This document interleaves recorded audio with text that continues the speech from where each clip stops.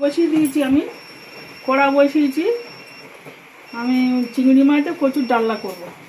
কড়াটা আমি বসিয়ে দিয়েছি, চিংড়ি মাছটা ভেজে নেবো, একটু হলুদের গুঁড়ো দেবো, দিয়ে চিংড়ি মাছটা আমি মাখিয়ে নেবো, নুন হলুদ দিয়ে মাখিয়ে নেবো।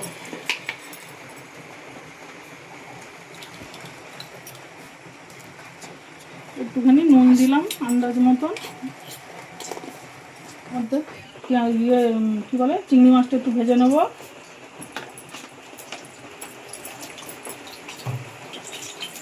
ওর মধ্যে চিংড়ি মাছটা দিয়ে দিচ্ছি এবার।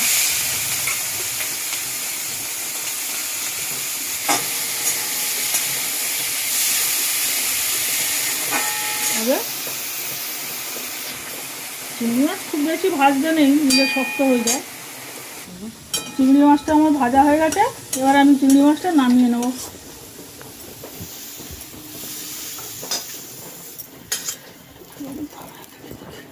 বন্ধুরা, কড়া আবার বসিয়ে দিয়েছি।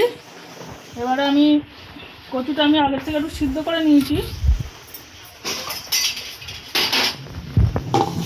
কচুটা আগের থেকে সিদ্ধ করে রেখেছিলাম। এবার আমি তেল দেবো কড়ায়।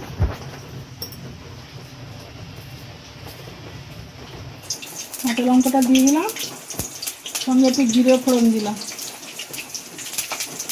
এবার আমি দেবো, তারপরে দেবো আমি রসুন, পেঁয়াজ কুচিয়ে রেখেছিলাম, রসুনটা আগে গ্রেট করে রেখেছি।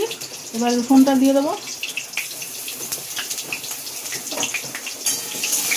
রসুনটা একটু ভেজে নিতে হবে, কারণ কাঁচা গন্ধটা থাকলে ভালো লাগবে না। রসুনটা একটু ভেজে নিলে সুন্দর গন্ধও হবে, রসুন গন্ধটাও হবে না।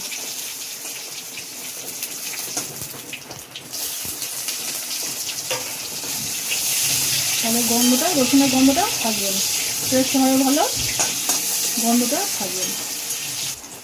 গোটা গোটা না থাকে, গলে যাবে তাড়াতাড়ি। পেঁয়াজটা গলে গেলে খেতে ভালো লাগবে।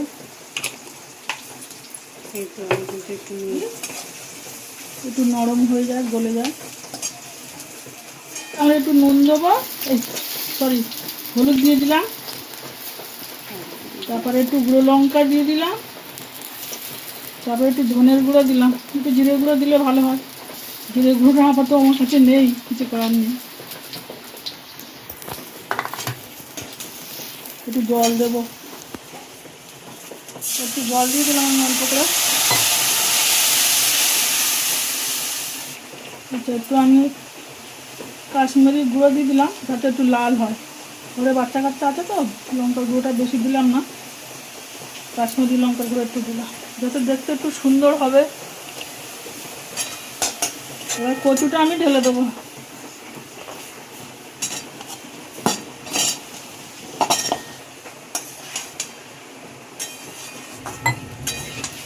খুব ভালো করে নেড়ে দিচ্ছি, কচুটা গায়ে সব জায়গায় লেগে যাবে।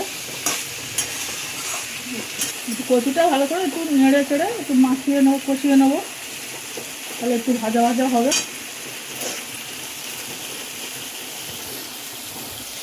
এবার একটু কষা হয়ে গেছে, মোটামুটি আমার কষা হয়ে গেছে। একটুখানি জল দেবো, মশলাগুলো লেগে যাচ্ছে তো কড়াইটা।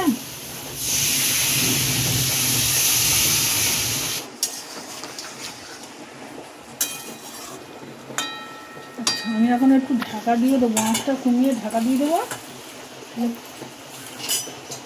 কচুটা একটু ভালো করে সিদ্ধ হয়ে যাবে। ঢাকা দিলাম, আঁচটা কমিয়ে দিলাম, যাতে কচুটা একটু ভালোভাবে সিদ্ধ হয়। আমি একটু ঢাকনাটা খুলে দেখবো কচুটা কতটা সিদ্ধ হলো। মনে হচ্ছে তো অনেকটাই হয়ে গেছে। বন্ধুরা, দেখতে একটু ভালোই হয়েছে কালারটা। একটু নুন দিতে হবে, একটু অল্প করে নুন দিই, দিয়ে আঁচটা বাড়িয়ে দিলাম, একটু জল দিয়ে দিলাম। বন্ধুরা, অল্প করেই দেবো, কচু সিদ্ধ হয়ে গেছে করেছে। এবার আমি চিংড়ি কটা দিয়ে দিচ্ছি।